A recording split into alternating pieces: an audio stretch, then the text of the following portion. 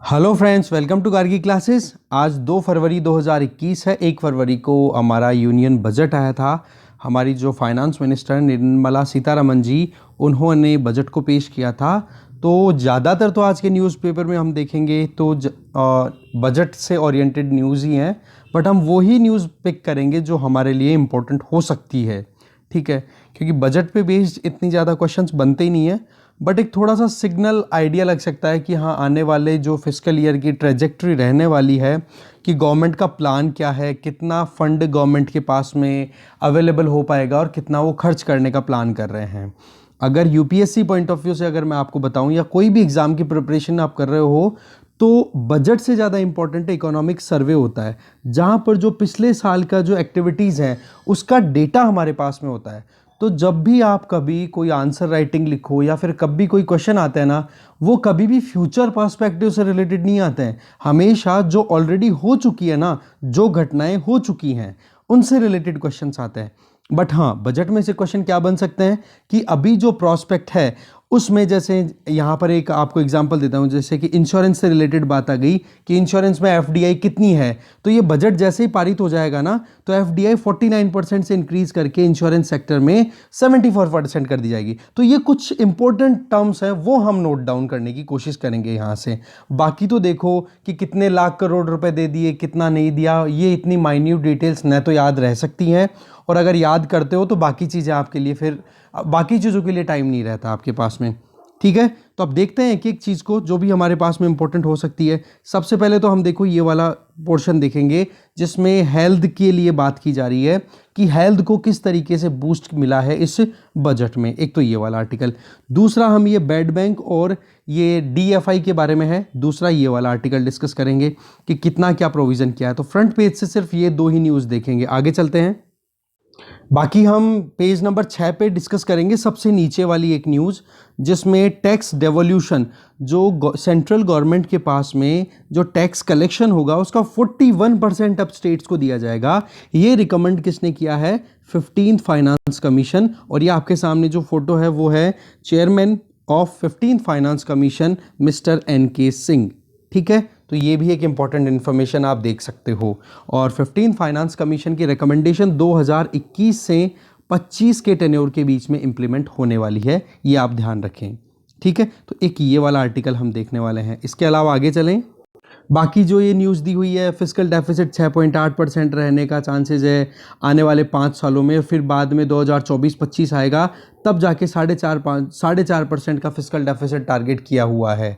समझ गए? तो ये चीज़ें इतनी ज़्यादा है नहीं काम की, ये हमने एडिटोरियल में सुबह बहुत अच्छे से देखा है। एडिटोरियल वाले वीडियोस 2 अपलोड किए जा चुके हैं। आप लोग अगर अभी तक नहीं देखे हैं आपने वो वीडियोस, तो प्लेलिस्ट सेक्शन में या वीडियो सेक्शन में जाके देख सकते हो। 2 जनवरी के 2 वीडियोस अपलोडेड हैं, आप देख लेना उनको ज़रूर से। ठीक है, तो इस पे वही चीज़ें रिपीट हो रही हैं। आगे देखते हैं। पेज नंबर 7 पे आप देखोगे तो डिसइन्वेस्टमेंट को जो पुश देने की बात है, 2 पीएसबी पब्लिक सेक्टर बैंक और एक इंश्योरेंस कंपनी को प्राइवेटाइज करने की बात की जा रही है। ये ऑलरेडी हम देख चुके हैं सुबह वाले वीडियो में। अभी हम देखेंगे गिग इकोनॉमी वर्कर्स कौन होते हैं, और ईएसआई में इनको कवर करने की बात की गई है करंट बजट में। तो देखेंगे, ये वाला आर्टिकल अच्छा है। इसके अलावा आगे चलें। ये जो सामने आपके आर्टिकल है, that is about no return filing for elderly over 75। जिनकी उम्र 75 साल से ज़्यादा है उनको इनकम टैक्स रिटर्न फाइल करने की नौबत नहीं आएगी। और स्टार्टअप और इन्वेस्टमेंट को बूस्ट देने के लिए भी गवर्नमेंट ने कुछ कदम उठाए हैं। तो ये वाला समरी वाला जो पैराग्राफ है वो हम एक बार देख लेंगे इसमें। इसके अलावा ये सबसे नीचे आर्टिकल है इसी पेज पे, जिसमें अगर कोई भी बंदा पीएफ मतलब प्रोविडेंट फंड में जितना पैसा उन्होंने इन्वेस्ट कर रखा है और उस पीएफ पर उस इंडिविजुअल को 2.5 लाख या उससे ज़्यादा का इंटरेस्ट मिल रहा है, तो उस पर टैक्स लगेगा अब से। ठीक है, पीएफ में क्या होता है कि आप कभी जॉब कर रहे हो तो फिर जॉब के साथ साथ में एक प्रोविडेंट फंड होता है कि हाँ, फ्यूचर में कोई आपकी सेफ्टी सिक्योरिटी के लिए आपको पैसे सेव करने के लिए एक ऑप्शन रहता है अगर आपकी सैलरी कम है तो उस केस में क्या है, अगर कोई बंदा इतना पैसा इन्वेस्ट कर चुका है इस प्रोविडेंट फंड में कि उसको इंटरेस्ट ही 2.5 लाख से ज़्यादा मिल रहा है, तो गवर्नमेंट ने बोला अब उस पर टैक्स लगना शुरू हो जाएगा। इसके अलावा और कुछ भी काम का नहीं है इस आर्टिकल में। आगे चलते हैं। फिर इम्पोर्टेंट आर्टिकल है जिसको हम एक बार देखेंगे, वैसे तो ये समरी यहीं पे है हमारे पास में, कि स्पॉट एक्सचेंज में जो एक रेगुलेटर है वो अभी तक एब्सेंट था, तो वो अब नाम कर दिया गया है, सेबी को ही अब अलाउ कर दिया गया है कि वो स्पॉट एक्सचेंज को भी रेगुलेट करेगा। स्पॉट एक्सचेंज का मतलब हैंड टू हैंड आपने जो लेन देन कर दिया कमोडिटी का, जैसे गोल्ड का आप करते हो, उसके लिए तो अब रेगुलेट कौन करेगा? सेबी। ये एक ध्यान रखने वाली बात है। इसके अलावा हमें तो आप थोड़ा सा गिफ्ट सिटी के बारे में थोड़ा रीड आउट, किस तरीके से हमारे यहाँ पर स्टॉक एक्सचेंज में एकदम क्विक जो वेरिएशन आ रहे हैं कोई भी शेयर्स में, उनको जल्दी से जल्दी जो शेयर होल्डर्स हैं, जो भी इन्वेस्टर्स हैं, उन तक इंफॉर्मेशन पहुंचाना। तो गिफ्ट IFSC, ये इसके बारे में आप जरूर पढ़ना है एक बार गूगल करके। ठीक है, आगे देखते हैं। बाकी आप देख सकते हो REIT, INVIT, इनके बारे में और देख सकते हो। ये फंड्स हैं, कुछ ट्रस्ट इस्टेब्लिश किए हुए थे इंफ्रास्ट्रक्चर को इनको बूस्ट करने के लिए, वही चीज़ बताई हुई है, कुछ काम का इनमें लग नहीं रहा, तो एक बार आप ज़रूर देख लेना। REIT मतलब रियल एस्टेट इन्वेस्टमेंट ट्रस्ट हो गया। ऐसे ही आप देखोगे इन्वेस्टमेंट की बात करोगे तो इंफ्रास्ट्रक्चर इन्वेस्टमेंट ट्रस्ट है, तो इनके बारे में आप थोड़ा सा रीड आउट कर लेना, क्योंकि इन पे क्वेश्चन आ जाता है कि ये फंड कब स्टैब्लिश किए गए थे, क्या किए गए थे, थोड़ा सा ये देखने वाली बात है। आगे चलते हैं।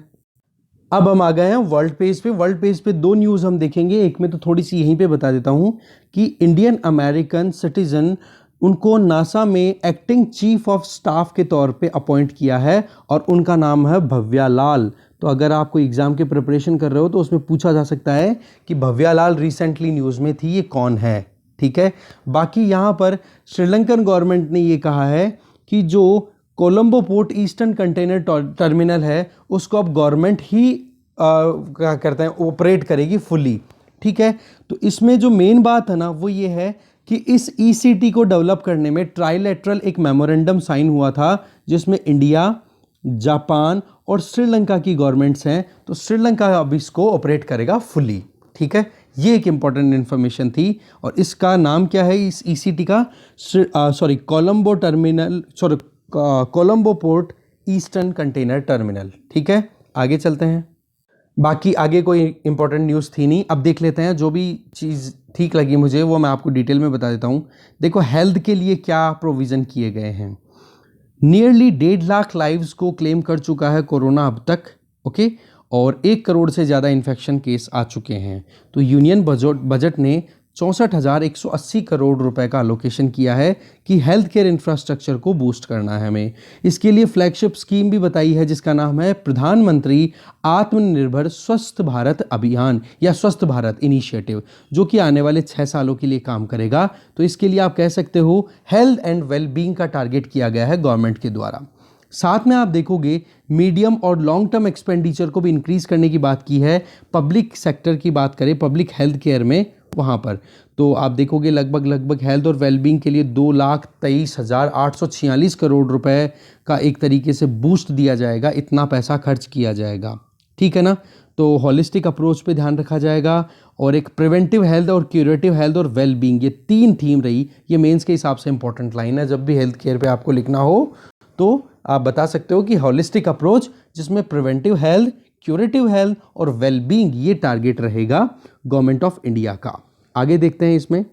अब ये जो पूरे पैसे दिए ना 2.23 लाख करोड़ रुपए, इसमें 6 कंपोनेंट्स हैं। इसमें पहला तो department of health and family welfare का स्टेक है, दूसरा फाइनेंस कमीशन को ग्रांट मिलना, तीसरा department of drinking water and sanitation को भी कवरेज मिला है, और साथ में वैक्सीनेशन पर भी ध्यान देंगे, हेल्थ रिसर्च पर भी, मिनिस्ट्री ऑफ आयुष को भी दिया हुआ है स्टेक, और न्यूट्रिशन पर भी ध्यान दिया जाएगा। तो ओवरऑल ये सारे के सारे की स्टेक्स हैं, और आप यहाँ पे वाटर और सैनिटेशन को ज़रूर ध्यान में रखना। ये एक इंपॉर्टेंट चीज़ ऐड ऑन हुई है हेल्थ केयर में, हेल्थ केयर सिस्टम की अगर बात की जाए तो। ठीक है, अब हम थोड़ा सा स्कीम के बारे में थोड़ा डिटेल ले लेते हैं, जिसको हम बोल रहे हैं प्रधानमंत्री आत्मनिर्भर स्वस्थ भारत।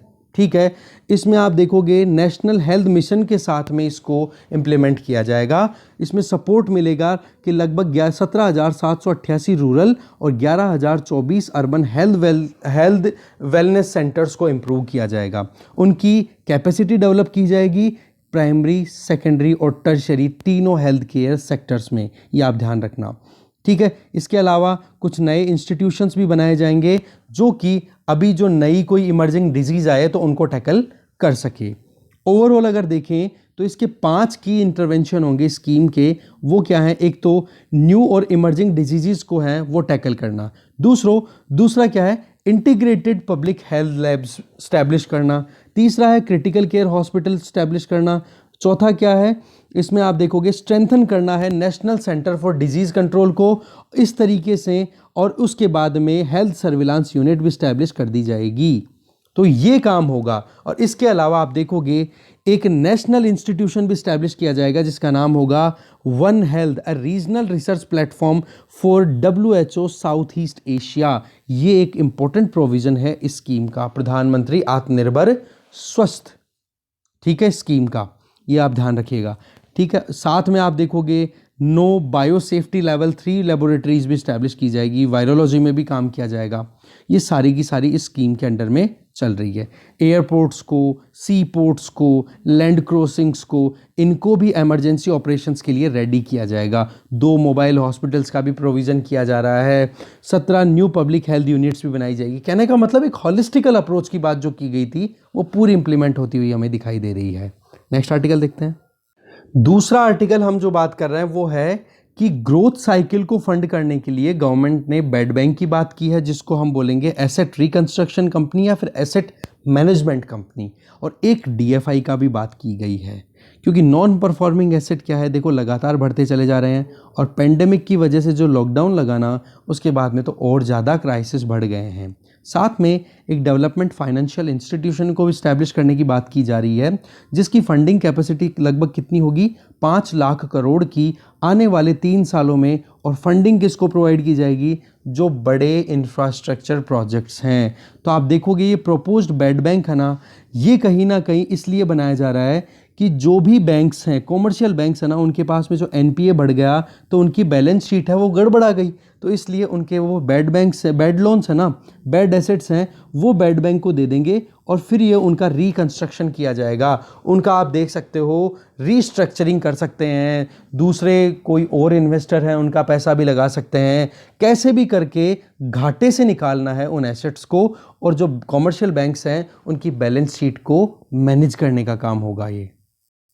और इस बेड बैंक के अंडर में लगभग 8,99,803 लगभग 9 लाख करोड़ रुपए का टोटल NPA जो है वो मार्च 2020 तक हो चुका था, वो इस बेड बैंक के अंडर में भेज दिया जाएगा, ये एक्सपेक्टेड है। तो आप देख सकते हो कि पेंडेमिक की वजह से तो और ज़्यादा क्राइसिस आ गए, लोगों के पास में पैसा ही नहीं है रीपे करने का, तो NPA और ज़्यादा बढ़ गया। तो ये एक प्रपोजल जो है वो एनकरेजिंग भी कंसिडर किया जा रहा है, ठीक है।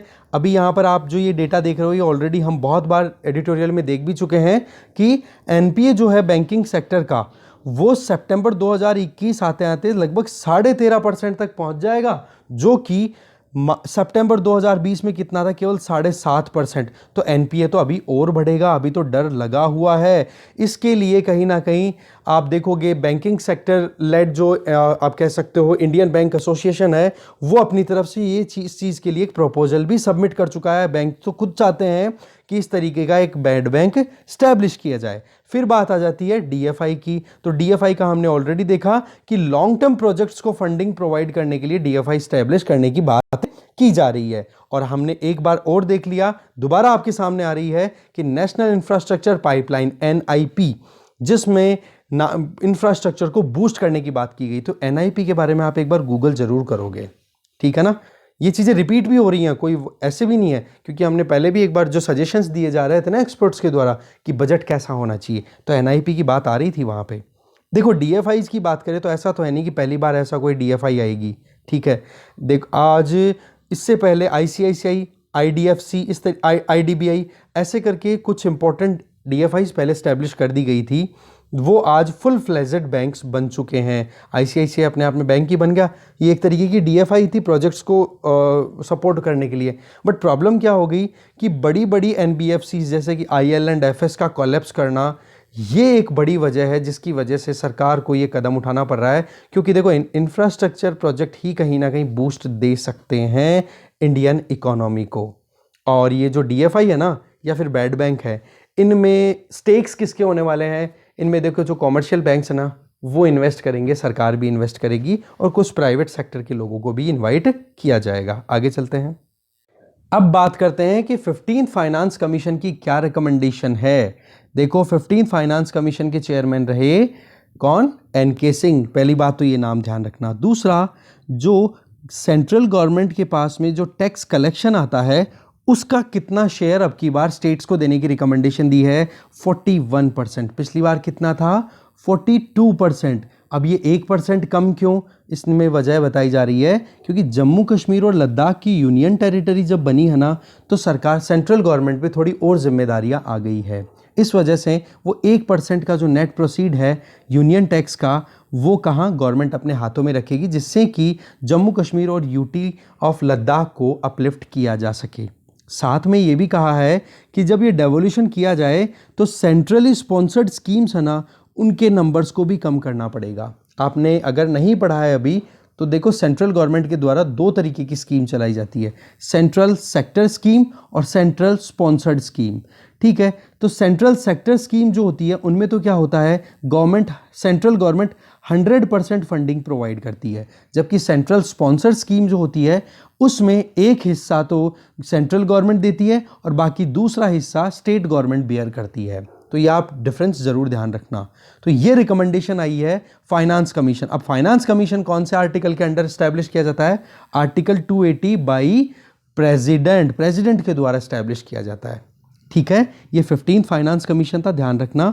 और इसमें बताया गया है कि किस तरीके से स्टेट्स जो हैं वो बोरो करेंगे, तो उनका लगभग जीएसडीपी जो स्टेट की जो जीडीपी है उसका 4% से ज़्यादा उधार ना लें स्टेट्स 2021-22 में। हाँ, थोड़ा सा रिलैक्सेशन जब देने की नौबत आए तो 0.5% का और रिलैक्सेशन मिल सकता है उनको उधार लेने के लिए। बाकी और चीज़ें तो देखो इतनी काम की है नहीं, आप इसके बारे में एम लक्ष्मीकांत में पढ़ लेना। ठीक है, चलते हैं आगे।